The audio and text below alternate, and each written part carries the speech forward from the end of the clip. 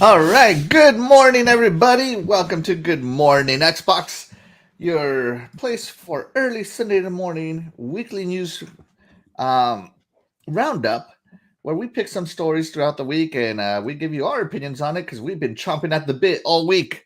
All week. But before we get started, let's check in with the panel. Good morning, Terry. Good morning. Hope everyone's doing fantastic today. It is Sunday, so wake up. Wake up.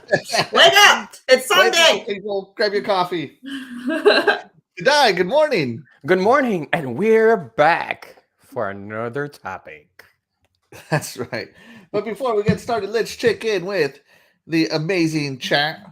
Let's see. We got Doggy Dog 420, my panel member over here in the Iconic Video Game Podcast every Friday night at 8 p.m. Shameless plug. He says, yo, yo, yo. I don't know how I can do that. Yeah. Chris Simmons Gaming TV joins us. Hey, Chris Simmons, thank you so much for coming in. We got my sister-in-law. She comes in. She's buffering. Probably still waking up. Your Wicked Hot joins us. Hey, what's up? Thank you so much for joining us. Your Wicked Hot. I appreciate it. Casket Repair is with us. It says, good morning, y'all. For that Texas, y'all. Is it a Texas thing still, or is that now just a Southern thing? I think it's just a Southern thing. Okay. Just making sure here.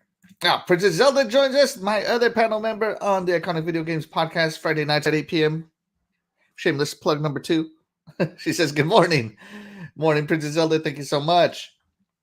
And I saw someone else. Hey, Ice Queen Gaming joins us, the official mod to my gaming shows. Everybody say hello to Ice Queen Gaming and say it nicely or she will ban you. Pixel Slapper joins us. Thank you so much for coming in, Pixel Slapper. I appreciate you.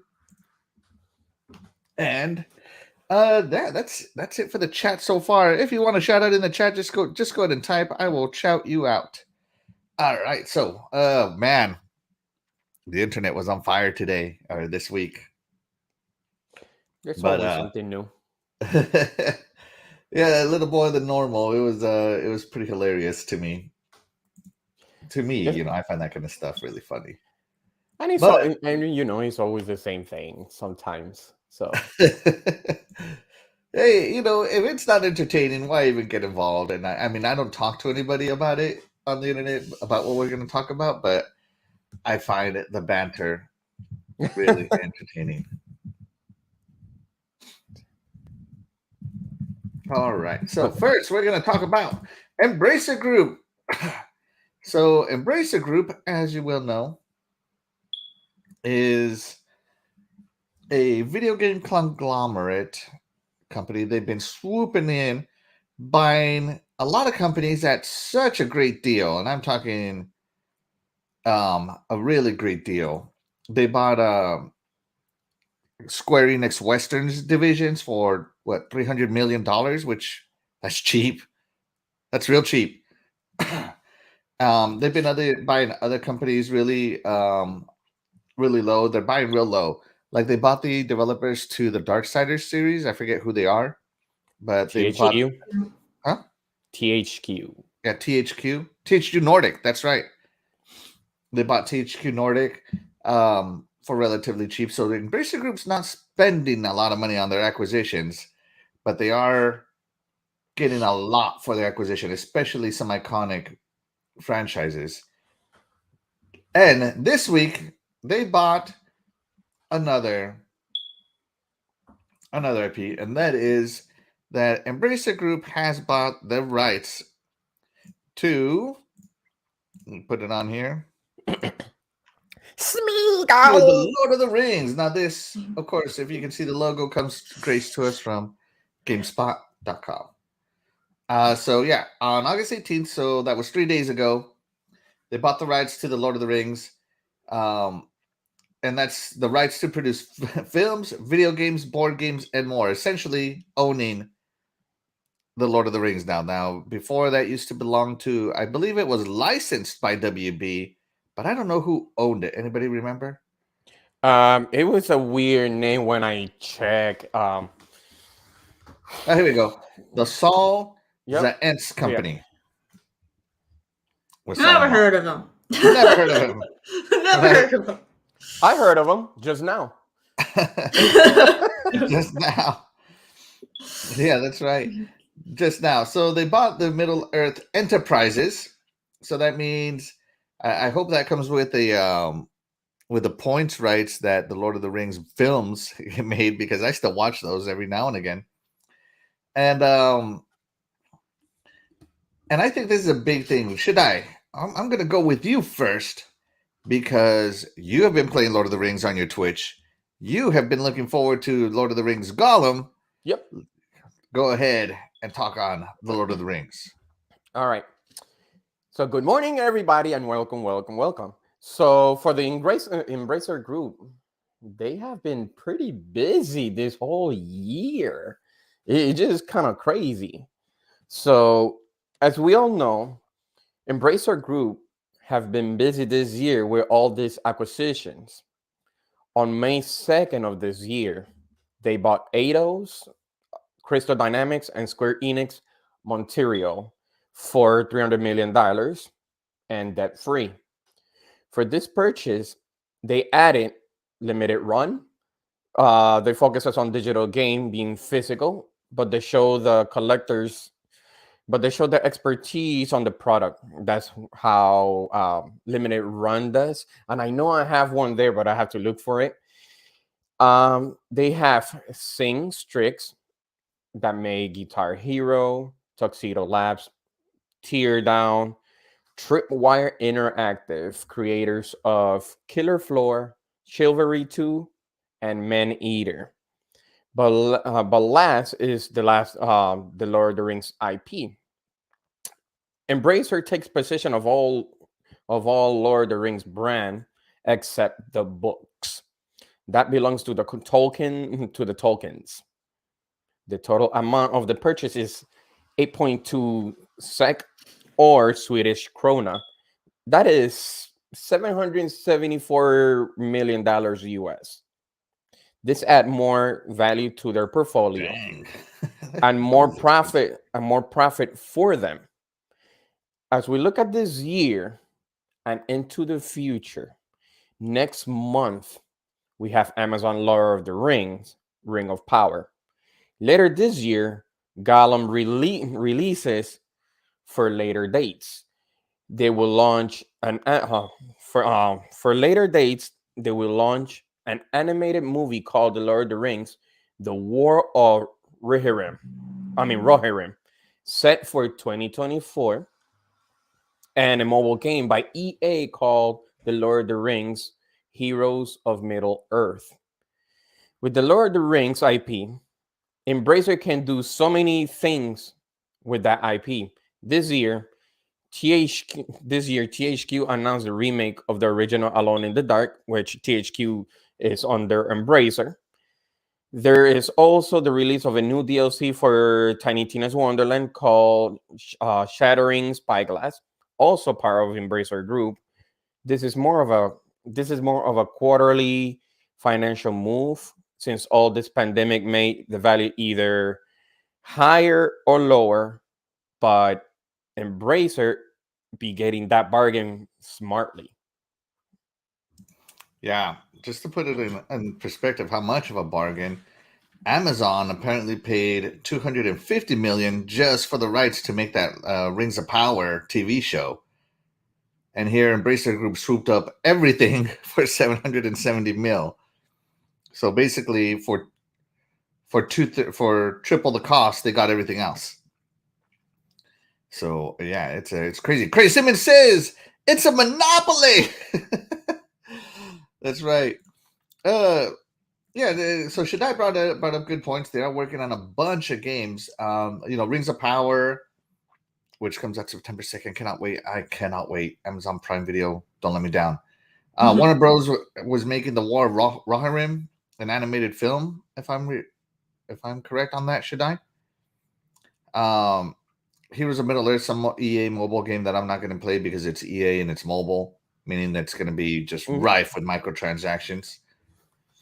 The Golem game, which I'm not really looking forward to because I don't really like Golem. Yeah. And they're also making a Lord of the Rings MMO as well. So all of that turns over to Embracer Group. and they're talking about making movies based on each character, like Golem, Galadriel, which I think Galadriel was highly ignored in the original movies, Elwyn, and other characters from the J.R.R. Tolkien books, kind of like the Marvel Cinematic Universe.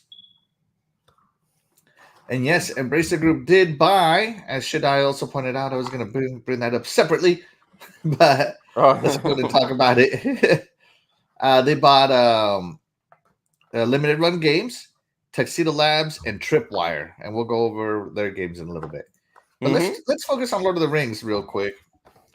Terry, Embracer Group, owning Lord of the Rings. Are you a Lord of the Rings fan? Have you read the books, played the games, watched the movies, played some board games? I mean, I have played some of their stuff, but like, I'm just not a Tolkien fan. I just find I don't know. I just find it very,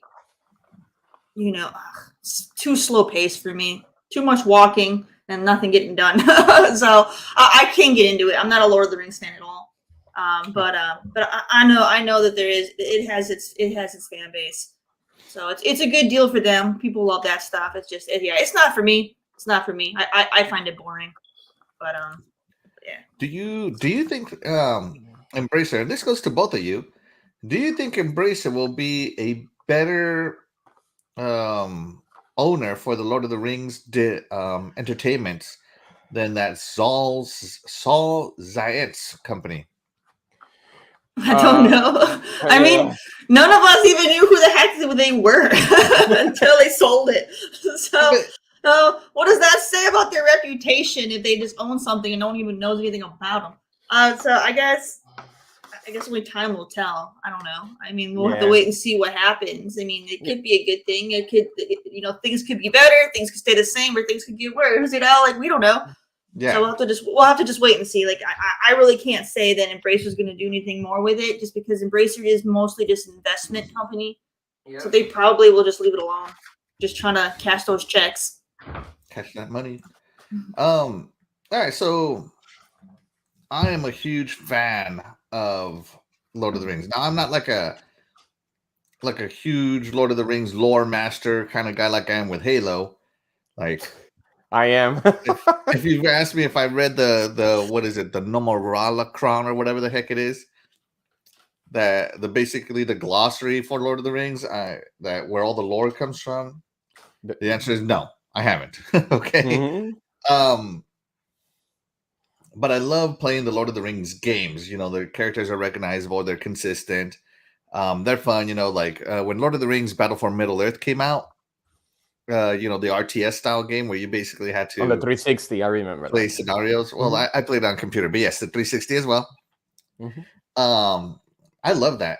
When the Shadow series came out, the Shadow of Mordor, Shadow of War. Oh, remember, what is it? War in the North or something like that. That it was by Saber Interactive also. War in the North. Okay. That's another one that came out.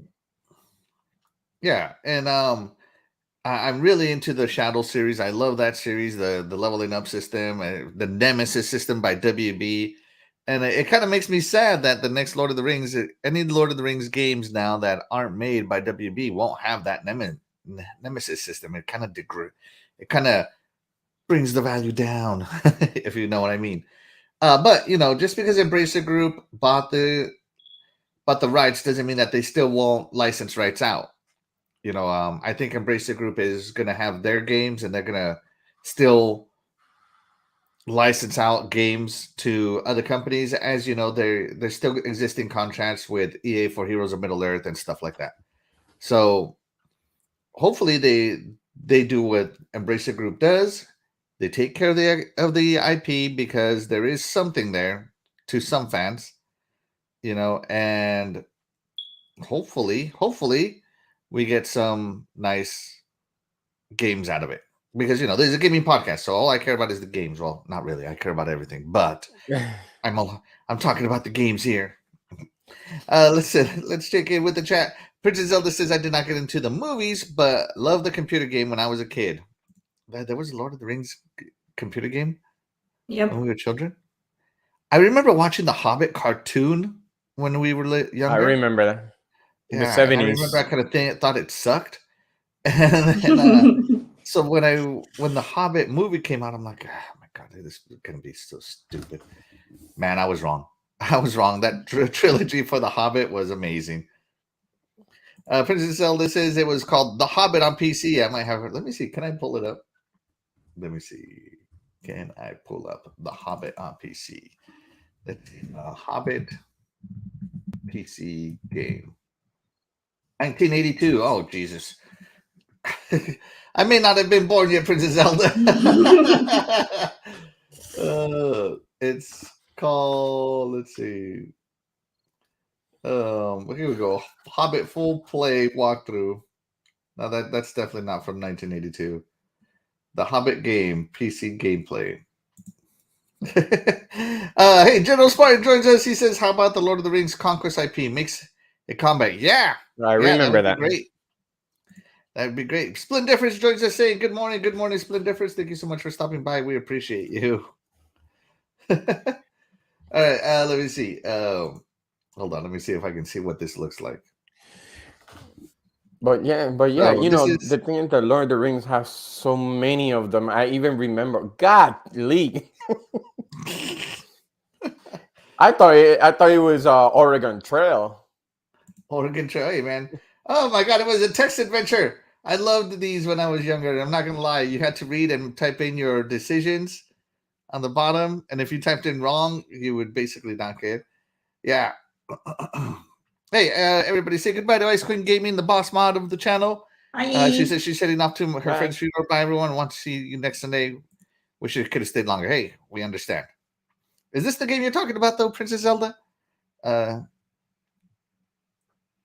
Just let us know. Because yeah, this is a narrative game, a narrative story game. So yeah, sorry, what were you saying, Shaddai? I'm sorry I cut you off. Oh no, because I was, while you were looking for that one, I was looking on my other end too.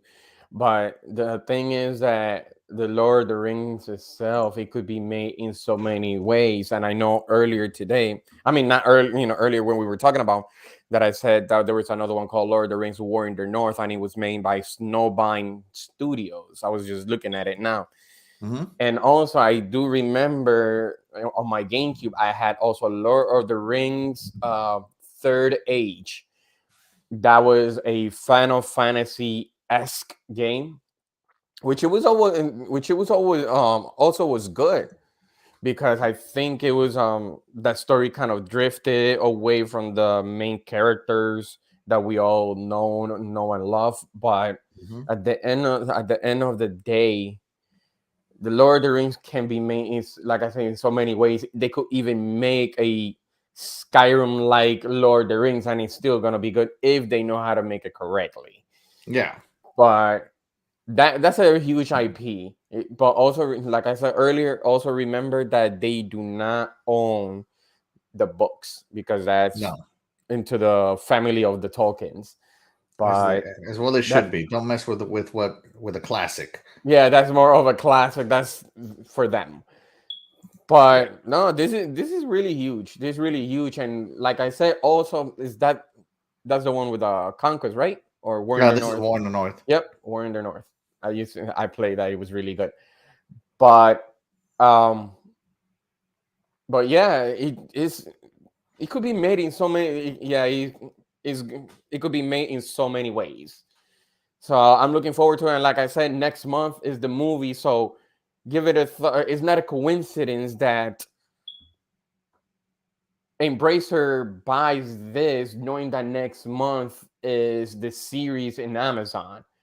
So I know they're gonna get, I know that they're gonna make that money off the series, and then later on from the game Gollum. So they know what they're doing. They know what they're doing. If they trying to think all that financial fiscal year that they need to reach, and supposedly they're on track of that. So that was a really good investment, really well known series. IP is really, really good for them. Absolutely. And Split Difference says, I'm sorry. Sorry, Shaddai. I can't hear you. Can you speak a little louder? All right. Let's check in. Crazy Greek Dude joins us. Thank you so much for joining us, Crazy Greek Dude. Appreciate you. Fastback comes in. Hey, Fastback, thank you so much for coming in. We appreciate you as well. DE comes in. He says he came over from Baris. Thank you so much. Appreciate you. Yeah, all I can say is, Embracer, you got Tomb Raider, one of my favorite IPs. You got Lord of the Rings, another one of my favorite IPs. You got Darksiders, an IP that I really want to do well. Don't you dare mess this up, Embracer. Swear, if you bring out Laura Croft and she's in some crap. The question is this: since this is more of a competition, after this is done, I'm talking about this year. Do you think will we ever see at least Microsoft do something similar to Embracer? No. To compete? No. Microsoft is not in the... I believe the time for them to buy individual studios has passed. They're no longer interested in that. They're more into buying publishers at this point, buying families of studios. And Microsoft would be more interested in buying Embracer as a whole than, Well, they didn't do it, just in case they didn't do it with Ninja Theory or Undead As I said, Labs. they're past that phase. Because the last two acquisitions Xbox has done have been publishers. They did Bethesda, and then right after Bethesda, they went into Activision Blizzard. So they're really, if they do start buying individual studios, I hope it's Asobo, personally. Or if they buy another publisher, I hope it's WB Games. Because that's what I'm saying. Because if Microsoft is focusing off pretty much like they like to say, we don't compete with Sony, anything like that, and they see Embracer and Tencent and all that, might as well just make the same move that they're doing. And I know you say they're not going to do that, but at the end of the day, there's a possibility that they're probably going to end up doing the same thing at a cheaper price if if they're trying to save themselves money. But time will tell how they goes. But you are correct. They like to buy the whole pie instead of just a slice. That's right. Terry, any last thoughts on Lord of the Rings? Not really. Like I said, I never really got into it. I mean, I did play the both of the Shadow games that came out, and they were good. But I mean, I didn't find them to be that great.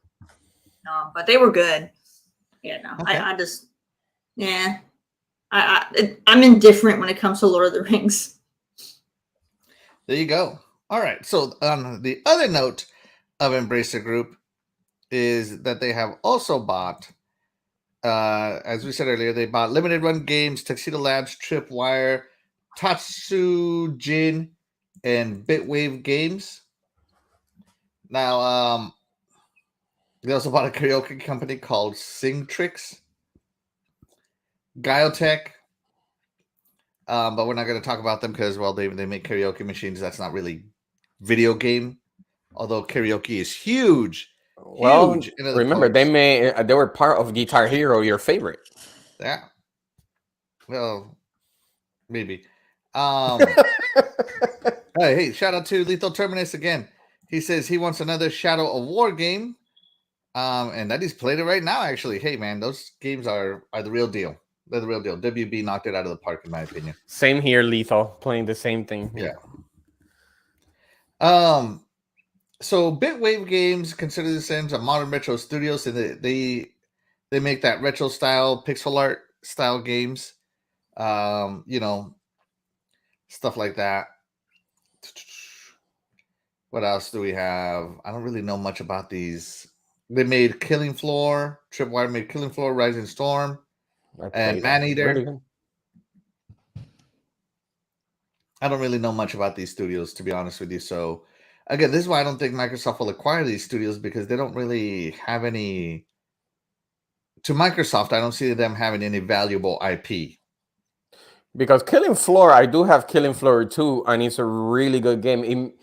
It made me, during that time, we were waiting of Back 4 Blood, and when my friend told me to buy Killer Floor 2. It was somewhat similar to it, but it's a really good game, though. Killing Floor is really, really good. I preferred Chivalry too. That one I thought was pretty decent. Yeah, that one came out not too long ago. Oh, well, there you go. Hey, crazy Savings TV says, "Killing Floor 2 by Tripwire is fun and a crazy good time." Yes, There you yes, go. it is. Yeah, if you know any of these, the one that does get to me though is Limited Run Game. I order from Limited Run Games all the time. I have my Mega Man game from them. I ordered their vinyls as well for my record player. So I do order from Limited Run Games. Now, Limited Run Games does not make games. They basically take indie games, especially if they have some sort of nostalgia factor that never got a physical form, and put them into physical form. They're a distributor. Yeah, let's see. Shaddai has some ukulele. That's not from Limited Run. Yeah, it does. It has in the corner. Other corner. Okay. There you go. Here's the box. Okay, yeah, there you go. So he has ukulele. Yep. So yeah. So I am a Limited Run Games customer, and I know that Microsoft finally decided to work with Limited Run Games, so I was looking forward to that. So I know they did a Psychonauts 2 Limited Run bundle, which looked awesome. I just didn't have the free funds to order it when it came out. Terry, any of these game publishers, distributors affect you in any way? I mean, when I think of like Limited Run, I mostly think of like indies. So like they distribute a lot of stuff for a lot of indies, a lot of indies. You know, like Guacamelee. Yeah, Guacamelee is awesome. Guacamelee was one. There's so many. I think I'm trying to remember the time. There's just too many. There's been some. I think was it Thimbleweed Park or something? Yeah, Thimbleweed Park. Yep. I can't remember. There's too many. There's like hundreds. There's like hundreds of indies that they've distributed. And there's some pretty good ones in the portfolio. So no, it's good stuff. It's good stuff. So like, I mean, I don't really see it as like a loss or anything, just because those games have been a good majority of those indies have been multi-platform games. So it's not like anyone's losing anything. It's just getting acquired by somebody else to, keep distributing them. And if anything, this could be good for Limited Run, because Embracer has a bigger pocketbook. They could help Limited Run invest so that way they could distribute a lot more bundles and things for people. So it could be a good thing, broaden what they can do as a place for you to buy your stuff that you like and stuff like this. It's good. It's good. So like I don't really have much to say on it. I think it's good. I've never personally bought anything through Limited Run. But yeah, no, I think them being backed by somebody who has a lot more capital could always help them out. So only time will tell what they do to increase their business. But yeah, there's a lot of really good indies that you can that they've helped with. So it's good stuff. Yeah. So the other really awesome thing for Limited Run is that they make these awesome collector's editions with lots of extra goodies, which justifies the higher price. Now, Limited Run, for that physical, you're going to be paying extra because they order in small quantities. So if you would pay for an indie $30 on the digital front, you're going to be paying closer to $50 on the physical front, and that's just for the cart or the disc or whatever itself. And then if you buy one of these nice collector editions, you're going to be paying even more, of course, like I did for my Mega Man Wily Wars on the Sega Genesis, because it actually works on the Sega Genesis. So I really like that. And they also have numbered editions. So Limited Run Games numbered, so they which copy. Like if they only made 1,000, you know which one you got. Yeah. So Limited Run Games is a good distributor. I like them as a storefront. I like what they do. I think what they do is important. So yeah. Okay. So before I keep going, let's see. Fastback says, Embracer or Tencent acquiring, investing in a lot of these studios, publishers, etc., is a good to help keep the doors open and does not affect deals that Xbox, PlayStation, and Nintendo can make with them. I agree. Embracer is still a third-party dev or third-party company. They're not a storefront. So yeah, I don't think anybody loses anything, as Terry said. Z3R Zero cool. Zero cool, yeah. Come on, man. Yeah, Zero Cool. Okay, yeah. Zero Cool says, Buenos dias. Zero Cool, appreciate you. I tend to think of an acquisition as another layer, another middleman wanting their cut. Increased prices, sad face. Sometimes that happens, they got to get their money back. Look at what's happening to HBO and Discovery. They canceled a bunch of shows just to make more money to try to account for that acquisition. So acquisitions do have some fallout sometimes. But I also found this really interesting tweet. Now this comes to us from Game On Daily contributor. I'm going to put this on the full screen here. And this just shows you now with Embracer Group having bought limited run games and everybody else that they've acquired. These are all the studios that we know of that are active in Embracer Group. And look how much of the gaming pie they're eating up. They're eating up a good 30%, maybe. Yes. Here's next biggest is Ubisoft, followed by maybe Tencent, and then Microsoft. As far as developers. So that means they're like their fourth. Yeah. Okay. So this is just to show you, everybody's over here screaming at Microsoft, monopoly, when there's big players in the game already. Now you might be thinking, if you're thinking storefront monopolies, that's obviously Sony, Microsoft, Epic, Nintendo, those guys, right? They have storefront monopolies. But when you're thinking of game development monopolies, they're not even close. Really, nobody even though Embracer Group has 30% of the market, they're not as big a studios as this. This is just studio numbers, not number of employees employed by studios. That might be an even better graph. How many employees? Even if they buy Take-Two, like in the past rumor, they still fall short. Way short of the 50%. Like, I think to get to that monopoly, you got to get to that 50%. Yeah. So yeah. I like the perspective it gives on EA, because people think of like EA as like this huge, entity, and right. Yeah. EA is not that big anymore. Besides, who cares if you get acquired by EA? They're going to shut your studio down anyway. Oh my goodness. That's what they do. That's EA for you, baby. All right. If there's nothing else left to say on the Embracer Group topic, anybody? No. All right. They're embracing it. Embrace it. Yeah. Embrace it. I'm that man. So let's move on to our next topic. By the way, Chad, thank you so much for being here. We appreciate you. Be sure to like and subscribe and share the stream out with a friend. We appreciate each and every one of you who tune in every Sunday morning, and to all of you who tune in for the first time as well. It's hard to be mad at a bunch of Scandinavians. So that's like, what do you think about people? Like, no one ever thinks about Scandinavians. Like, oh, those Scandinavians. No, it's whatever. It's only the American area that we always say monopoly. Because we all grew up on monopolies. You see the guy with Monopoly just laughing at it. This country was built on monopolies, with the railroad and everything. Yeah, that's right. The oil and railroads. Yeah. Yeah, the steel. What was it? Carnegie with the steel mills. Mm-hmm. Rockefeller with the oil. Mm-hmm. There was someone who had copper. I forget their name. Yeah. So, yeah, let's move on past the Monopoly game. Rob, our double. Say he comes in. Good morning, everyone. Great show. Thank you so much for tuning in. We appreciate you.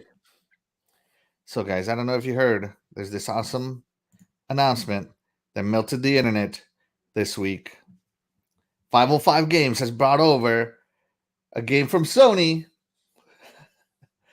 and that is Death Stranding, coming to Xbox Game Pass PC for PC. That Now this comes from us from the great mind of Hideo Kojima. Again, I will say I said it back then, and I'll still say it. Kojima is washed until he proves me otherwise. I agree 100%. So, for all of you who are like, all of you who talk crap about this Stranding and know that it's on Game Pass, you guys are used to be talking that crap. I'm still talking that crap. Okay. Now, with all that being said, now that this is on Game Pass and it's included in my membership, I might try this. Now, the reason I didn't try this is because of what I heard. That you got to play it for 20 hours before you start being entertained by this game. That's just ridiculous. I can't imagine putting 20 hours of my life into something before it's good. Before it's terrible. Good. Before it's good, right? People don't even have that kind of a attention span on like a TV series, you know? I mean, I just finished playing a game that was so boring, and the only reason I kept playing it was because the story was good. But I was suffering through it. Every time there wasn't a cutscene or something, I was falling asleep. But who knows? There's people who love this game. Like I watch, there's a guy on YouTube called Video Game Donkey, and he dunked on this game. He ripped into it, right? But then he goes. But then again, I played it from start to finish 5 times, so. Oh my god! Is it really that bad? So at least he's like, there's just something about it, and I can't quite put my finger on it. So we'll see. But for those of you who are Xbox Game Pass Ultimate or Xbox Game Pass PC subscribers, this Stranding came over to be available to you. Now, if we remember a long, long, long time ago, Phil Spencer on his shelf. I wish I had this picture ready. Phil Spencer on the back of his shelf, he had that that Kojima Productions mech thing. Mm-hmm. The white one. Yeah, the white one. So there you go. Watch for that shelf, man. It tells the future. Let's see what everybody thinks. I don't care for the game, but love the meltdown and them fake narratives are falling apart one by one. I'm gonna skip that word. 20 hours is 20 episodes. Almost the whole season, 23 episodes. Yes, no?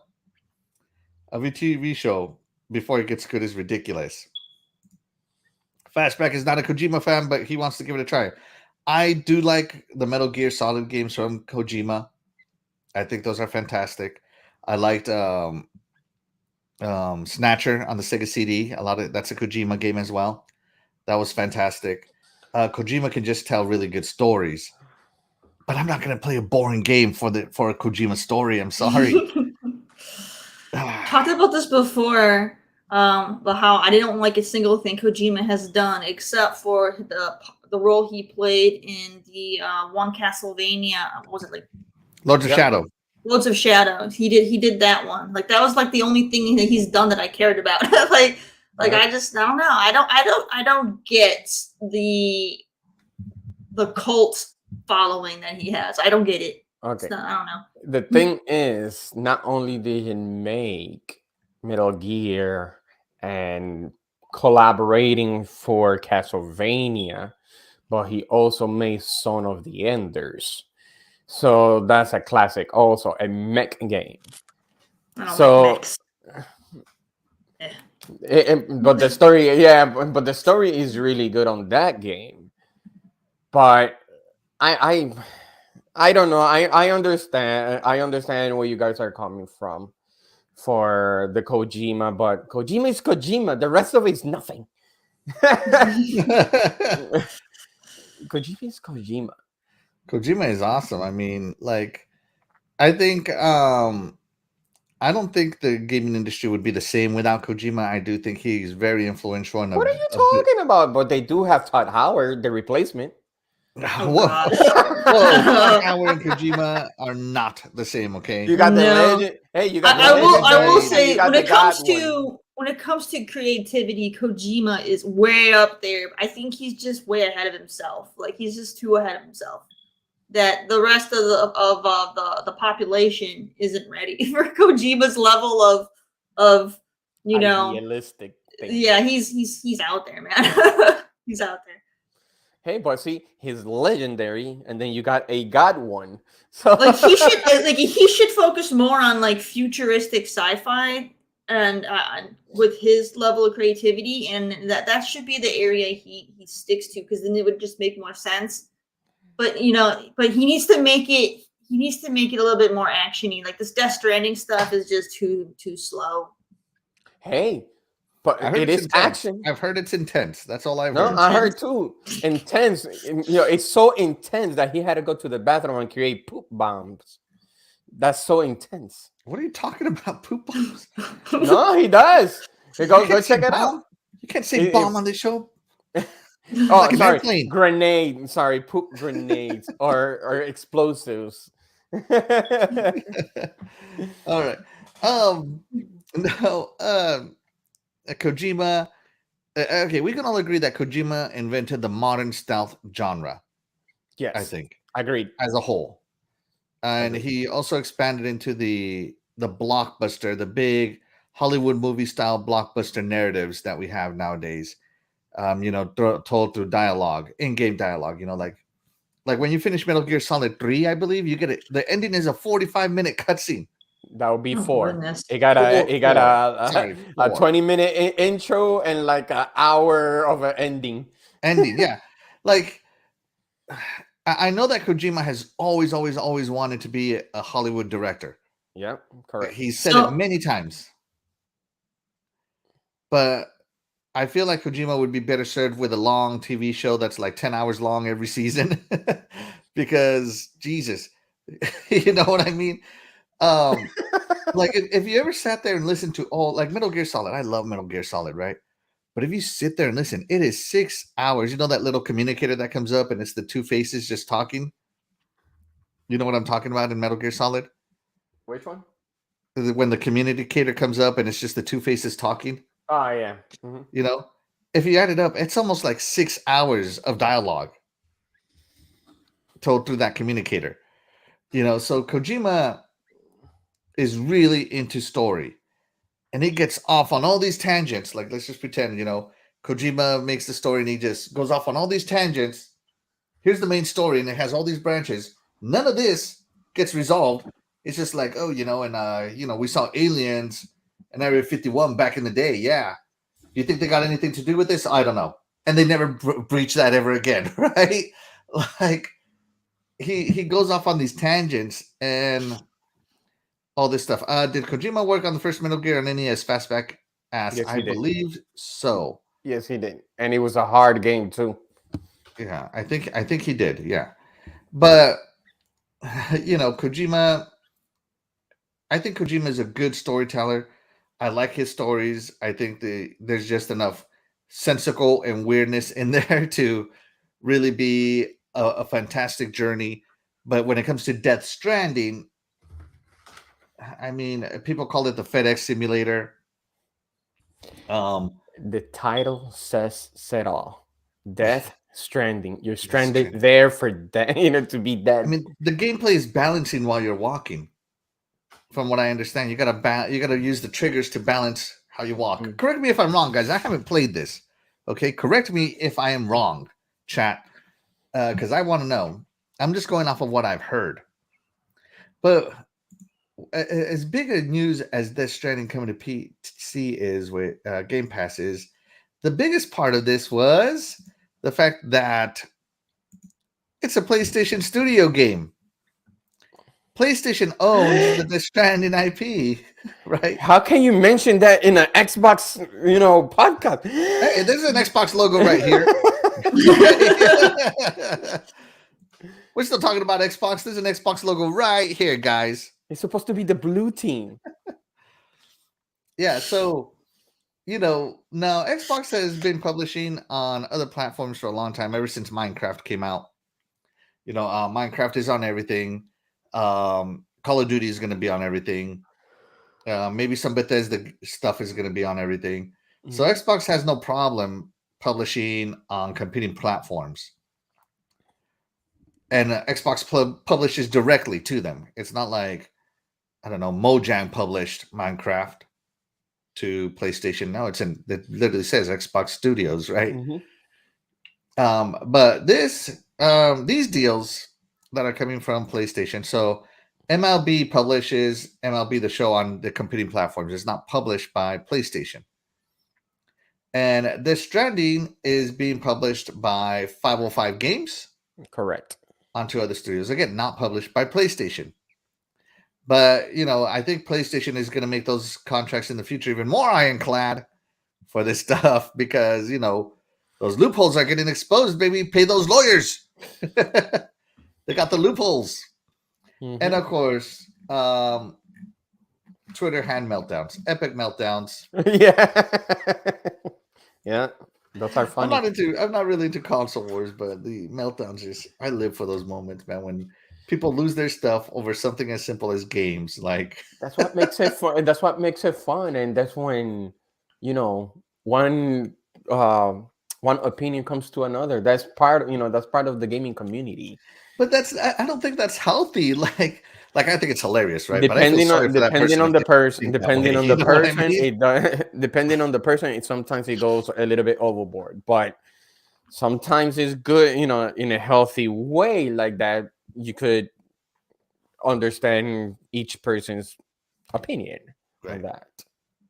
But yeah, it is what it is. It is what it is. So PlayStation Studio games coming to Game Pass via loopholes. Do you think Sony is going to tighten up those contracts, Terry? I don't know. I feel like Sony has been trying. They've been really on this move to start porting more of their games to PC. Mm-hmm. So I think they're trying to rebrand a little bit because it's just the console space isn't what it used to be, especially now that Xbox is moving away from just being a box and stuff. And I don't know. I don't think they're going to tighten up. They might keep it to where they'll keep like their console exclusivity, but they'll put everything over on PC, which means they could very well end up on PC Game Pass for other titles down the road. It's just, I think as for like the console side, that's probably the only thing they'll be tightened on. But otherwise, yeah, I think they're trying to expand on the ways that they can because Xbox is moving so fast with what they're doing that they're trying to play catch up right now, and it would take too long for them to try to make something to compete with Game Pass and everything right now. So they have to do what they can. So the easiest thing they can do is just put stuff on PC. Absolutely, yeah, and of course they acquired Nixxes to do all their ports. That is correct. Yeah. So let's check in with the chat real quick. Speaking of Nixxes, let's see. DE says, I don't remember. I know it was a MSX game. Like back then, a few people were the team. If they were in charge of a report, it makes sense back then. We must have skipped over what we were talking about. I have no idea what you're in reference to here. I think he's talking about the NES version of Metal Gear. But I also think they might open up their games to cloud as well, as long as the cloud version isn't on the console. For Xbox. So like you can probably do like, I don't know, like maybe Death Stranding you might see on xCloud on your phone as well as PC Game Pass. They'll probably do stuff like that, but you don't expect to see it on, the console itself. At least not right now. Who knows? They might change their tone as, things keep going in the direction they're going. They might change their mind, but as of right now, I don't foresee that happening. Right. Zero Cool says, do you guys think maybe we're going to see Spider-Man on PC Game Pass? No. PC Spider-Man was ported by Nixxes, who is owned by Sony. And you can bet your butt they will not talk to Microsoft. Like Nixxes will not talk directly to Microsoft about putting Spider-Man on PC Game Pass. And plus, Spider-Man is pretty much owned by Sony. That's their property too, the Spider-Man character. No, that's not true, but... I know it's Marvel, but you know how it goes. Yeah, they have the publishing rights. So there you go. The development and publishing rights there. Dan the Man Cunningham joins us. Hey, Dan the Man Cunningham, thank you so much. He says, hey, y'all. How's everybody doing? D says, my narrative for it is, if Kojima can get paid in 2022 for a 2020 PC game, then ring out that sponge. There you go.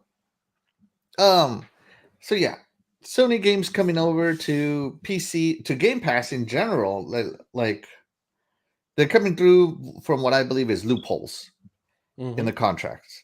And so the more that this happens, I believe the more that Sony will tighten that grip. And then you can already see this on their contracts. Microsoft directly said that Sony is paying for blocking rights. Yeah, there goes one Game of them. Pass. So yeah, they're putting it in there that hey, if we fund your game, you can't put it on Game Pass. Or hey, you want marketing? They might put it in with marketing rights because they put it in with that Resident Evil 8. That with the part of the $5 million deal for Resident Evil 8 advertising was you had to give Sony first right of rejection before you put it on Game Pass. Anybody remember that? No, I don't remember that. I don't recall. Yeah, somebody exposed it. Nobody knows if the contract was legit, but yeah, that was on there, and it was basically first right of rejection on Game Pass, not an outright block, but first right of rejection. Let's see. Fastback says only Disney/Marvel can demand Spider-Man to be multi-plat like MLG did for the show. Yeah, but from what I understand, at the time they were looking for a publisher with exclusive publishing rights to Spider-Man. So I don't think Disney can really change the contract they already put in place. I mean, I guess they could, but they have to talk to Sony. The same thing Yeah. that they did. The There same might thing be that they some- did with the movies. some fees. There might be something because I mean, yeah, they published it, but then they could change maybe the contract for distribution. Yeah, something to that effect. So yeah, Death Stranding coming over to PC Game Pass. You know what? Is it on there right now? Let me look. All right, let's look together. Chat. Loading up my Game Pass app. Takes a while. Give it a minute. It's going to download a lot of games. Here we go. Loading. Enhancing. All right, so all the Bethesda games that came out, all the older Bethesda games are here. Let's see. Still loading. I think it's because I'm streaming so much. Cooking Simulator. Oh, right there on the bottom, coming to Game Pass. Lower. There it is. Coming to Game Pass. Pre-install now. Coming 8/23, so 2 more days. Tuesday. Death Stranding right there, everybody. So there you go. Not bad at all. So it is there. Because, it's one of those things that's kind of unbelievable. You know what I mean? I'm not surprised. I'm not surprised by it. So, shortly but surely, we will see that a little bit more often. Probably, let's say maybe some other company other than 505 or the MLB itself, because I know that not only is involved with that, but they got to talk to the MLB. They probably find, like you guys say, another loophole, and they might add another one and another one. It may not be Spider-Man, but it could be something else, like Days Gone. You know what I mean? It could be there too. So you never know. Yeah, you never know what's going on here. And don't forget that Kojima Productions' next game is a cloud-based game, a game made specifically to work in the cloud. So Death Stranding, Kojima Productions, and whatever his next game is. Hopefully it's good so I can believe in Kojima again. But until such time, Kojima is washed. And if I play Death Stranding and I love it, I will eat my words. But as of right now, I'm not. So, all right. So Death Stranding, who's going to give it a shot? I mean, I might. I don't know. I don't have too much free time. And I certainly don't have the kind of free time to play 20 hours before it gets good. But I might play some Death Stranding. So I'm in the maybe camp. That is a game that right now it doesn't. Well, that's another thing.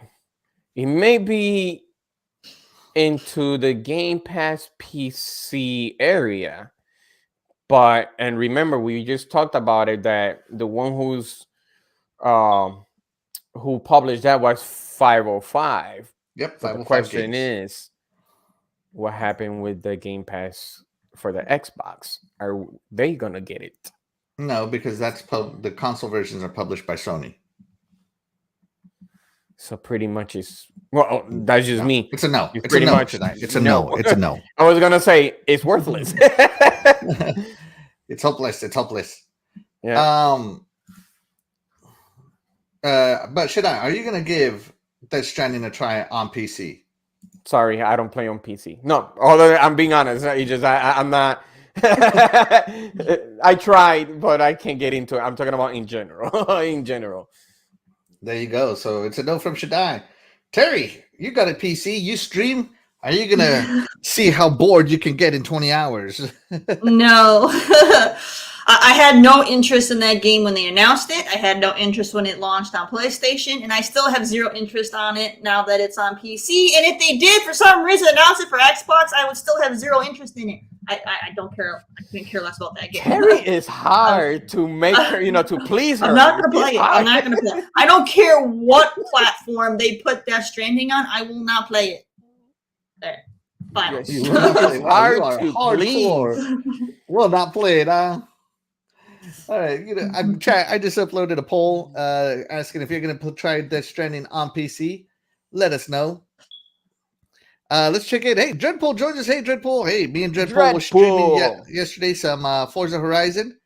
Good times had by all, mainly me and him.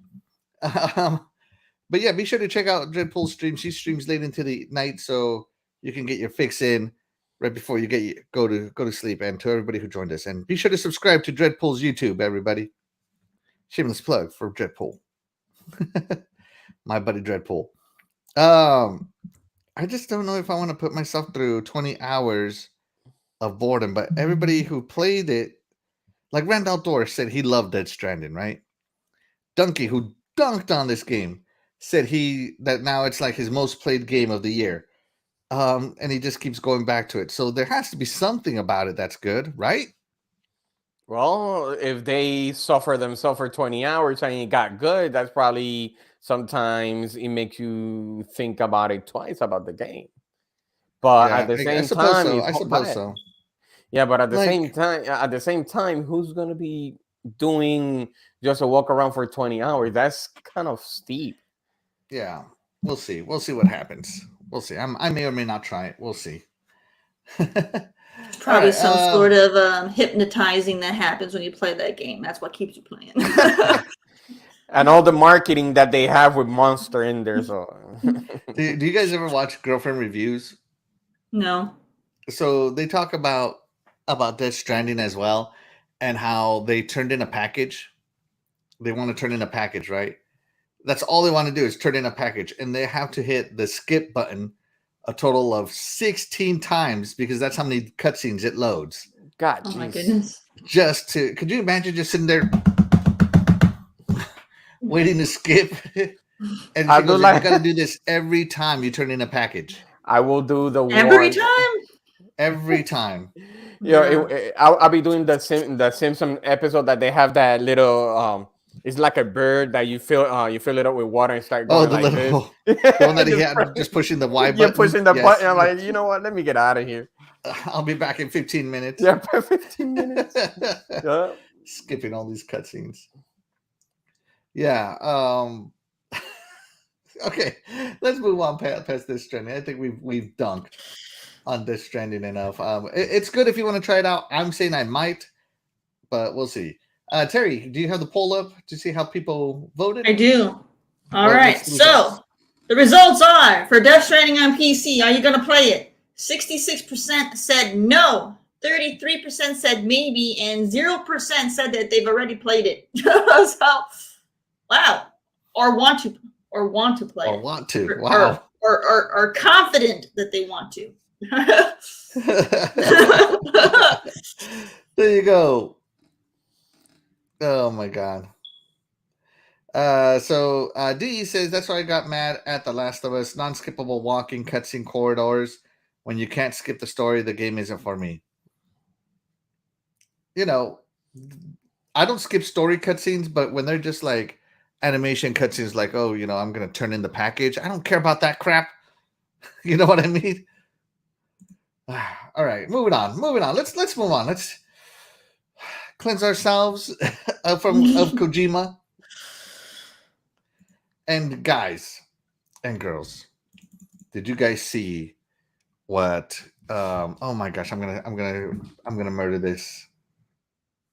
And hold on, I can't murder this. My wife will.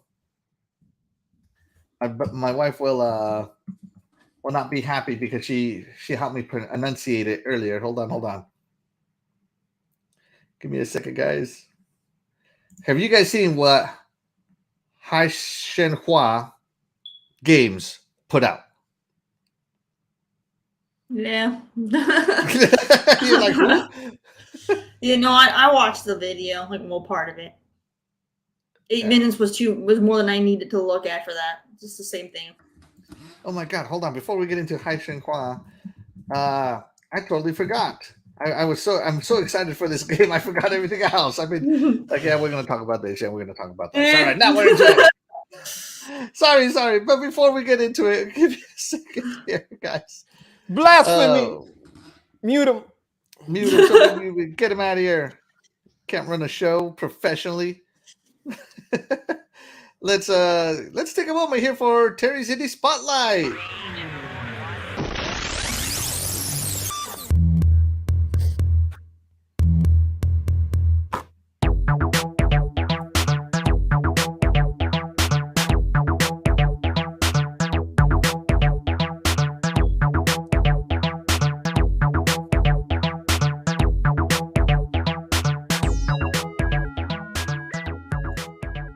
All right, everybody, it is time that we get a little indie today. All right, so I'm going to go ahead and I'm going to play this trailer for this game that came out on the 6th of this month. So for those of you who have been sleeping or working a lot, you know, this one is going to be for all of you guys that like action RPGs, anything that is like Soulsborne-esque, you know, style. This is for you. It's not exactly Soulsborne, but it's in the vein. It's close enough. You'll understand. Just watch it. Watch it and like it, dang it. Rated M for mature.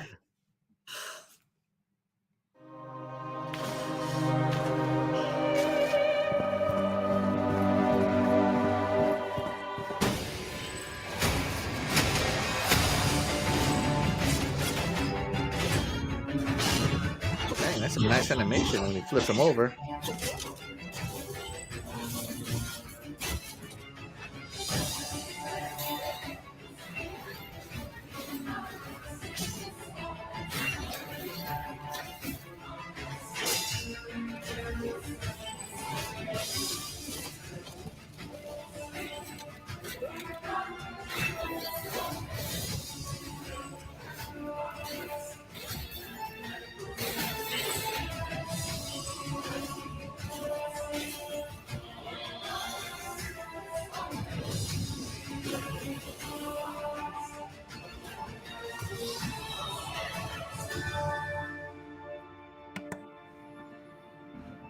Wow. All right. Dimesia! I miss ya. Did you see how he parried that arrow? So I miss ya. Oh no, wrong word. Get out of here, Shaddai. All right, so Dimesia, you guys. So I don't know if it's going to have the difficulty that like a Souls, Bloodborne, Sekiro style game will have, or if it's more of just the aesthetics of one. That I can't tell you. I haven't played it myself yet. To give you that, it's just one of the games that I know that it's in the vein of what we're going to be talking about today. That Axel's so excited about. So I figured it'd be a good indie spotlight for those of you who are really into that genre of gameplay. But you can go ahead and you can pick it up. It's on PC, Xbox, PlayStation, and the Switch. It's regular retail price is $25 on PC, $30 on console. But right now it is on sale until Thursday, the 25th. So you can get it a little bit cheaper. I think it's like $22.50 on Steam and like $24 for the console version. So you can save a little bit of money on it if you want to go ahead and check that out. Basically, you play a mysterious character, as you saw named Corvus, and you wield the power of disease, and you steal more like disease power as you go through the game, and you have to basically find the truth of what's going on, as you have like lost memories scattered about that you need to find, and there's all kinds of crazy things you can do, different weapon styles. You saw like there's a bow, there's a scythe, there's swords and daggers and this and that and all the things. You got like a claw hand, all things. You also have the ability to morph into a raven as well, and the raven has dagger sharp wings, so you can still do stuff. So it's pretty creative, and like I said, if you're into this style of action RPG, go ahead and check out Thymesia. There you go. Yeah, it looks fantastic. When I saw him parry that arrow, I'm like, whoa, I'm not that good. That's some free action time right there. I can already see Shaddai playing it. He turns into the raven, right? Mm-hmm. Yeah, if I get happy, that's what's gonna happen. He kills somebody and he goes, "Caw, mother."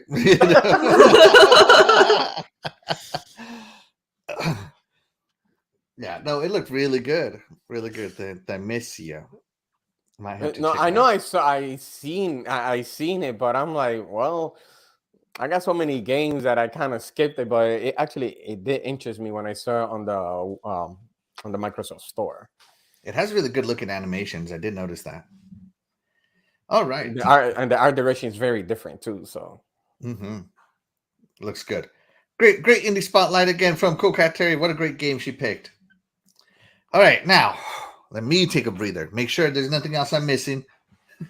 Any cloud related, Axel? Before you cloud, nobody cares about cloud. No, I'm just kidding.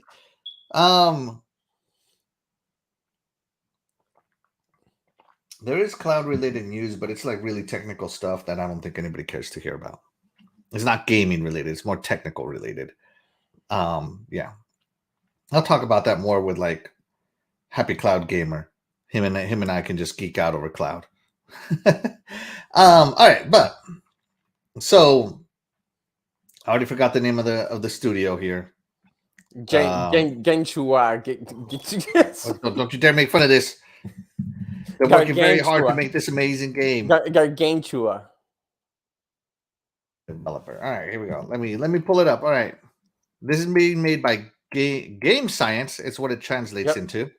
I'm just gonna stay with that. Game Science. That's much easier to say than the other one. So Game Science put out some new trailers for Black Myth Wukong. Now they put out a cutscene trailer, a 6-minute cutscene, which was pretty great. But personally, I like the RTX ray tracing mode on trailer that came out. All this is in alpha. Again, guys, all this is in alpha. And so this is all alpha build gameplay. Everything could change about this. But just to show the combat mechanics of it all. And Black Myth Wukong, if you know the myth of Wukong, he's a really big, kind of like a mischievous hero in Chinese lore. And I don't know why my screen keeps blacking out like that. I'm sorry, guys. And he was very arrogant and very mischievous and not taking his roles serious as a minor god until Buddha kind of humbled him. And after Buddha humbled him, he started being more serious about his role. He's still mischievous, but he's more serious at the same time. And after Buddha humbled him, he eventually got upgraded from basically a minor demigod to like a god status.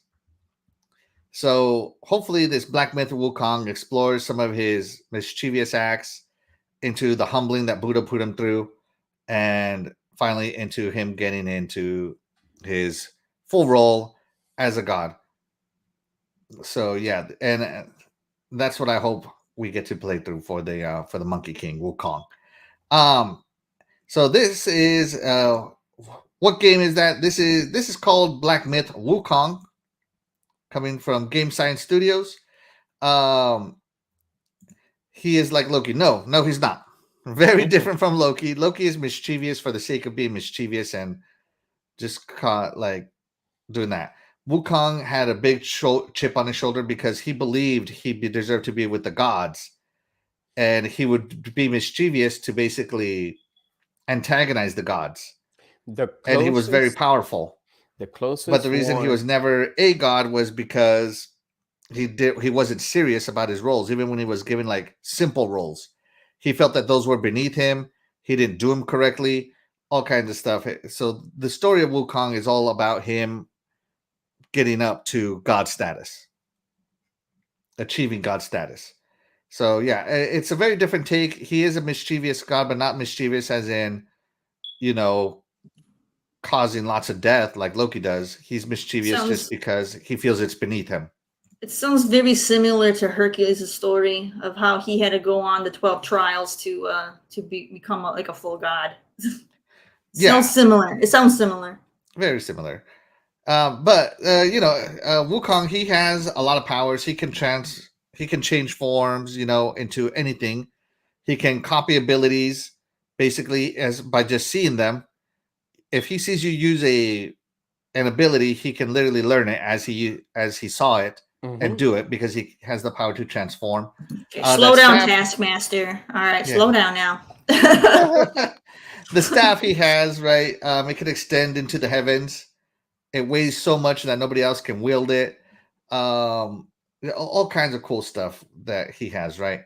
And hopefully we get to play some of that in the game. Of course, they're gonna have to debuff him for the sake of game progression.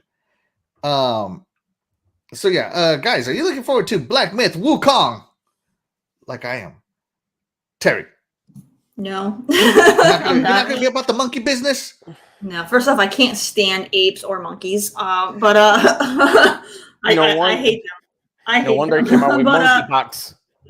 But it's just not my type of game. Like I'm not real big into this kind of genre. It's not my thing, Blasphemy. Like I don't, like your Souls-like games. I don't play them. They're not for me. I've played a couple because people, basically have, forced it on me in one fashion or another. But it's just I never get any enjoyment from them.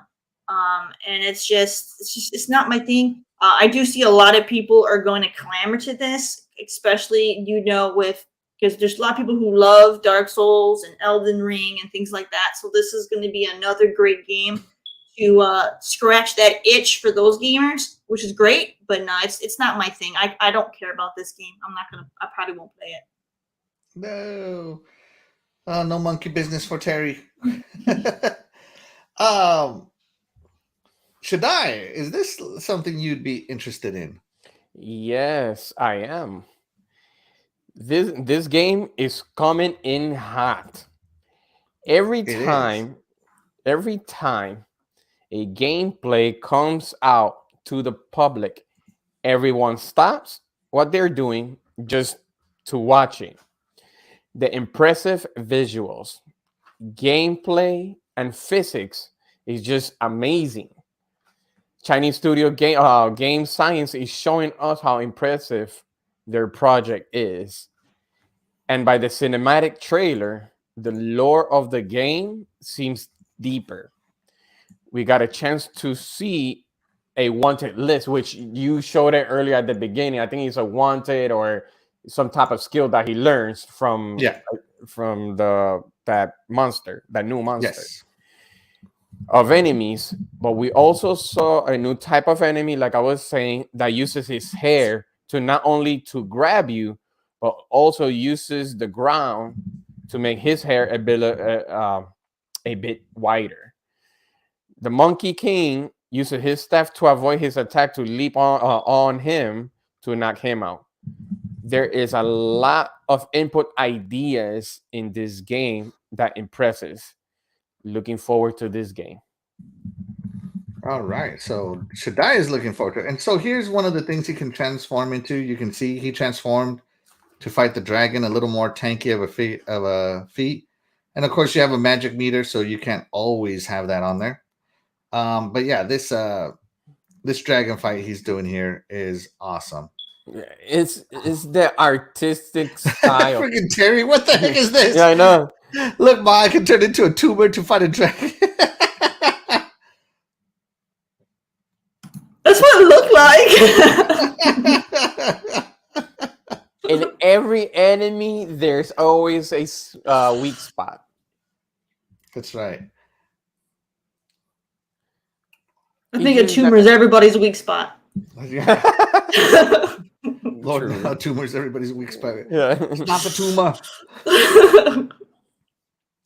So Splinter Frizz asks, what game is that? That is, of course, Black Myth Wukong. It looks cool. Yes, it does. Hey, Nico L, thank you so much for joining us. We appreciate you. And he says, cool to Black Myth Wukong. Do you have also the cinematic lore to show? Yeah, that's a much slower trailer. I figured the gameplay trailer was better. Yeah, the spider. Yes. His wife. Not only the wife. I think it's more of the family. The whole family is a pretty much all spiders. They're arachnid family. Yeah. I do know that that's part of his story, but I don't remember exactly what part of it is. So yeah, I'm not exact. I don't remember the legend exactly. I'd have to go back and study it again. From what I saw, it was supposed to be the lady was gonna marry somebody, but you know, I think that's more of a prisoner thing. The way they so they consume their husbands, obviously, because they're spiders, right? Mm-hmm. And of course, Wukong, being the mischievous, he was supposed to marry her. He's like, I'm not gonna get consumed. I'm out, and never married her. You know. So again. Good choice. And that's the story. And they captured him, and of course, by then he's way more powerful, and he runs away again. Trust me. Wukong is living that single life. You can't put a ring on him. I also want to note that Tencent has actually invested into a game science, so it wouldn't be, wouldn't be shocking if we find after the release of this game, if it does well, Tencent might want to invest or possibly acquire game science as well. Yeah. So, and of course, it makes sense. Game Science is a Chinese studio making their first appearance with Wukong. Well, the first AAA appearance, I should say. And of course, it makes sense that Tencent, being the Chinese conglomerate that they are, would be invested in a Chinese studio. So it makes sense. Yeah, I think they have like 3 other games they've made before this. I don't know what they are. I'd have to look them up. Hey, shout out to Abacab72 says that tumor looks like the wife from Pink Floyd's The Wall. See what you started, Terry? Because it's true. He turned into a tumor. Just skip back to that part. And you can't tell me he's not a tumor. Let me go back to the tumor. Where is it? He's a tumor. Tumor man. Into a tumor somewhere. Tumor man. It's not a tumor. He's a tumor man. Look at him. He's a tumor. So let me see how the transform goes. Right. So here he goes. Boom. He's big. He's huge. He's a tumor. A walking tumor. That's a potato. What tumor? That's a potato. It's a Chinese potato. It's you don't see he got whiskers? You don't see he got whiskers? All right, let's check in with the chat, because we got Boom Boom Kaboom. Noof Nukem is in the room. Boom. He's here. Noof. Hey, thank you so much. And he says, no Scrub, no Paul. Scrub is out. He's ill. And Paul says he is taking a break from podcasting until the foreseeable future. Don't know when that is. So yeah, no Scrub, no Paul today.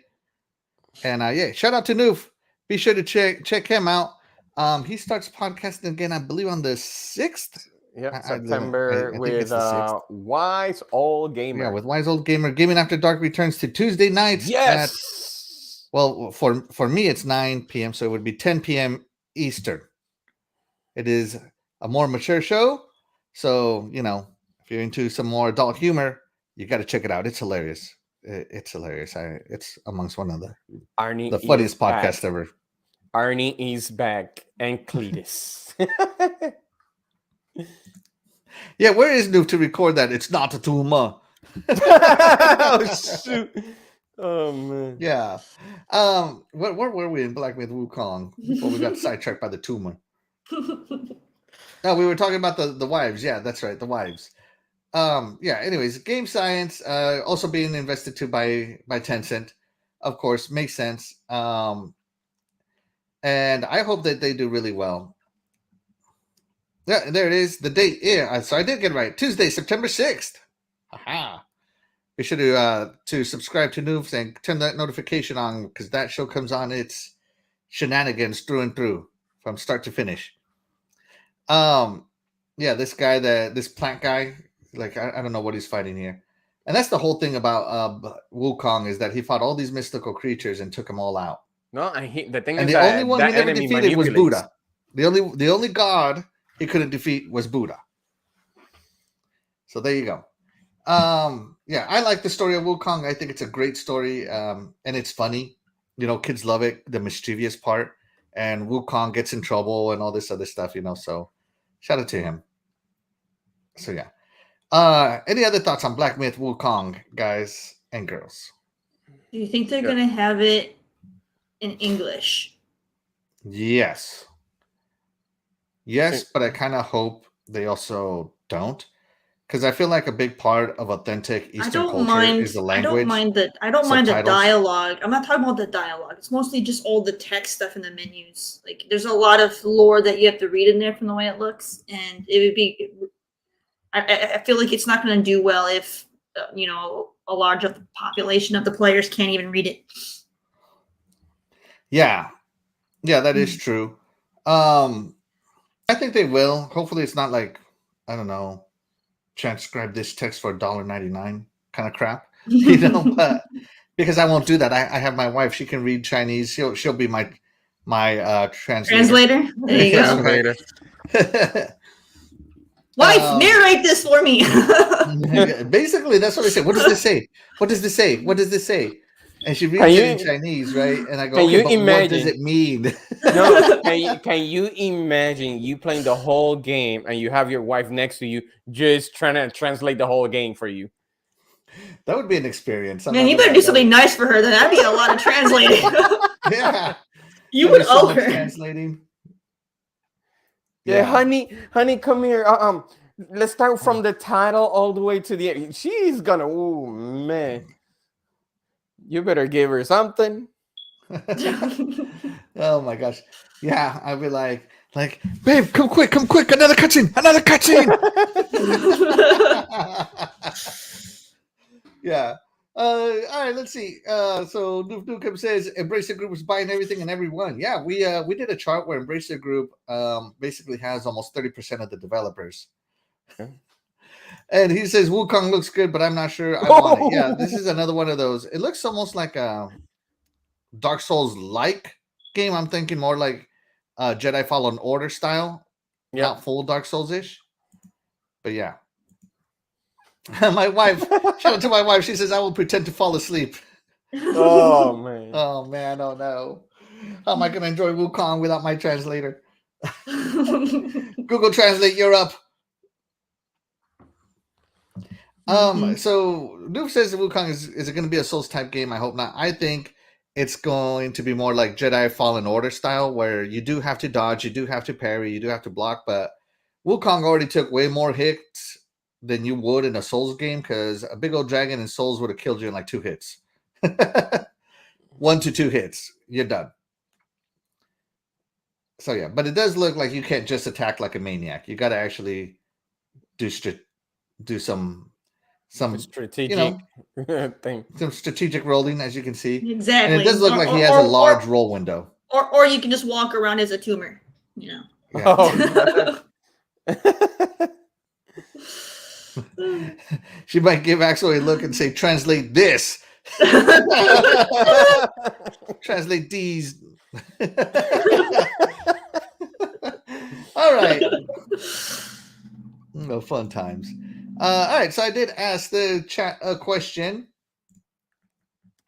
When that poll read comes up, Terry, can you read it out? Are you interested in Black Myth Wukong? 80% of you said yes. 10% of you said no, and that 10% is me. And then 10% of you have no clue what you want to do. You're sold right now with this game, so you know you don't know. You don't know. There you go. There you go. Hey, Nico Al says others say it looks like Tomb Raider. Agree to disagree. I don't think that looks anything like Tomb Raider. Right. Agree to disagree. Noob says I like attacking like a maniac. But yeah, maybe this is not for you. Because, like I said, I think it's more Jedi Fallen Order-ish. Yeah. Yeah. If it was more, hack and slash, then maybe I would give it a go. But as of right now, I'm just gonna go on the basis that it's probably gonna be a Bloodborne style kind of gameplay. And if it is, then that's a hard no for me. It's a hard no. Well, it's like a hard yeah for me.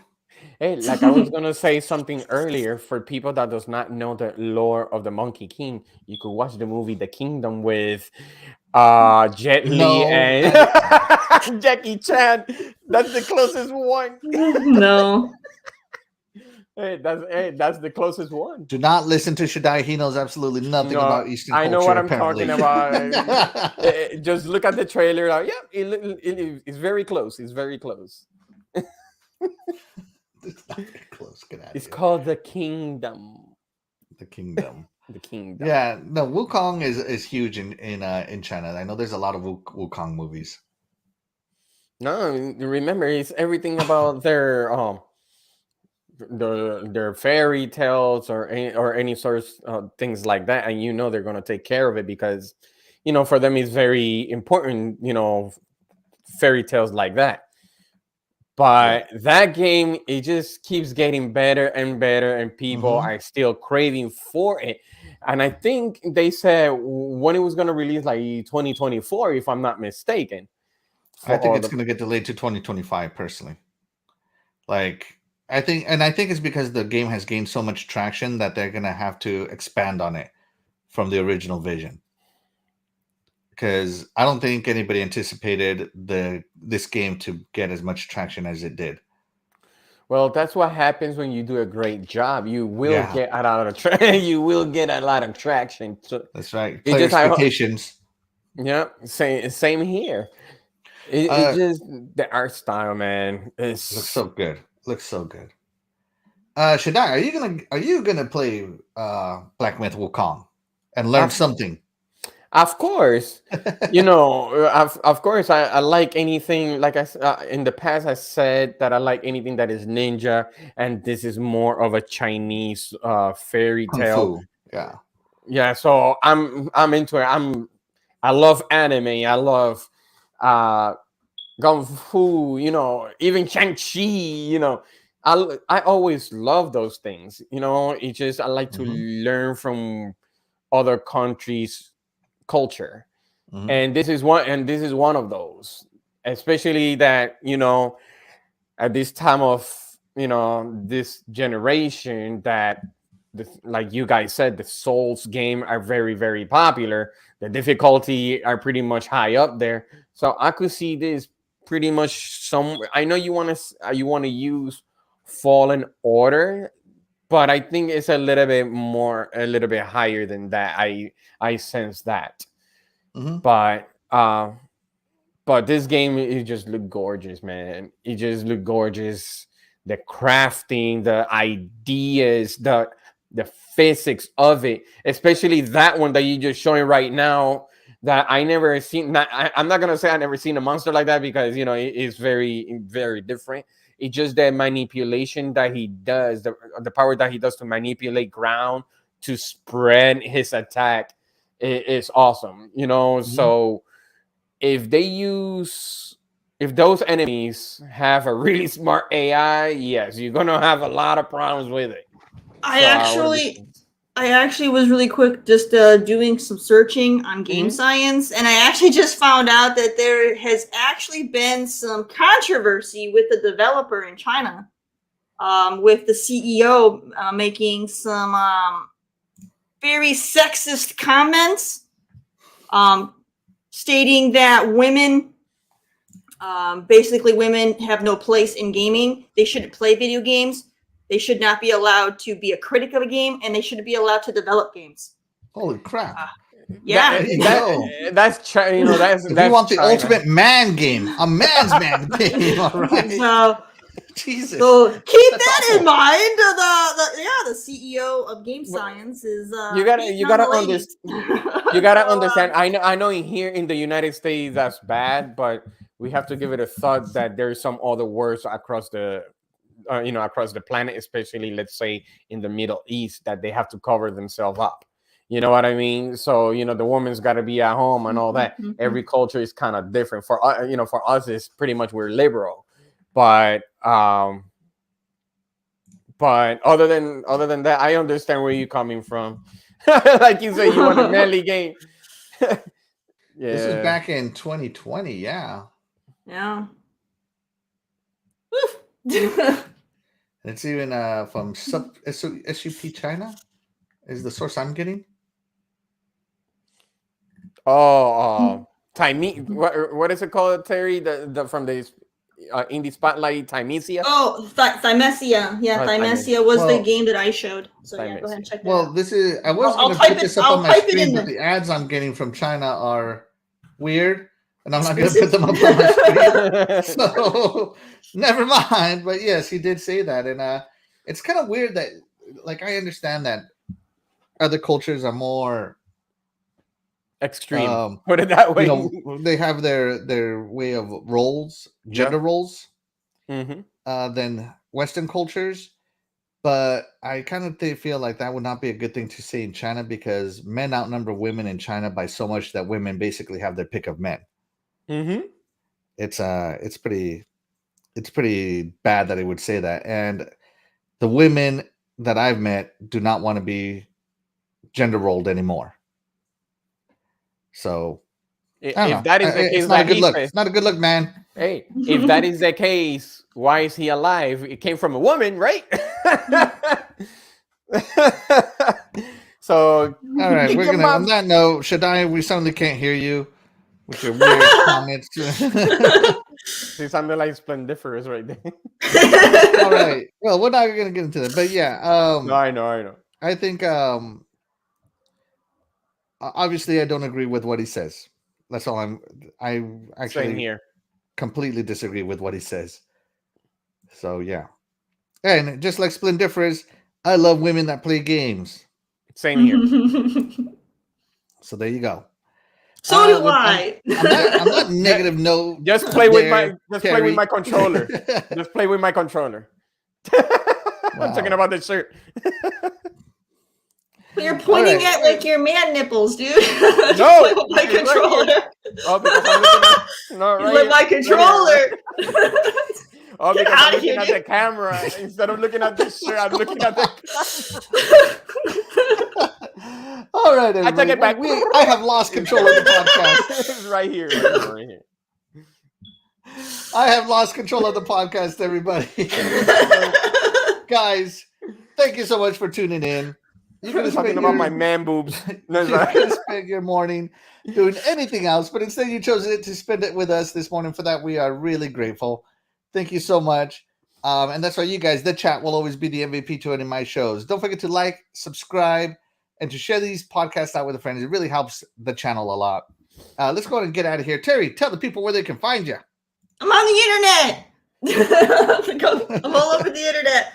Yeah, you go ahead and you can find me on the Bird app, Coolcat_Terri. You can go and find me over on Instagram, Twitch, YouTube, all the things. The name is spelled just like you see it right here. So look it up. Different variety of things that you want to look for. Twitter is going to be more indie game stuff. Twitch, you'll be able to watch me Monday through Wednesdays, playing games cooperatively with my friends. And then Instagram is going to be more of my real life stuff, a lot more car content. So if you like cars, go to my Instagram. But yeah, check it out. I might be weird. Oh, and then tongue tied. And then of course I got my YouTube. I got my YouTube. You go and check out some of my older content that I've made. And then hopefully once my workload decreases, I'll have more content that I can upload again. Because I do miss doing my own podcast. It's just I don't have time for it right now. All right. Awesome. Eternal Mad Boobs Shaddai. Let us know where they can find you. Well, Right here. See, no, I'm pointing correctly. See, let me look first. I'm pointing correctly. No, people can find me on Twitter and on Twitch at Eternal Shaddai, ETE for Shaddai for Twitch. Also, find me on Xbox console, Eternal Shaddai, right there. See, I'm bad on pointing. But other than that, it was great this morning. I have fun. There were some crazy things. I'm with Fastback. Good morning after dark. So have a great week and enjoy gaming. That's what is most important. There you go. All right, and of course, guys, you can find me here on YouTube. You can also find me on Twitter and on Xbox, just Axel1324, exactly how you see it spelled right here.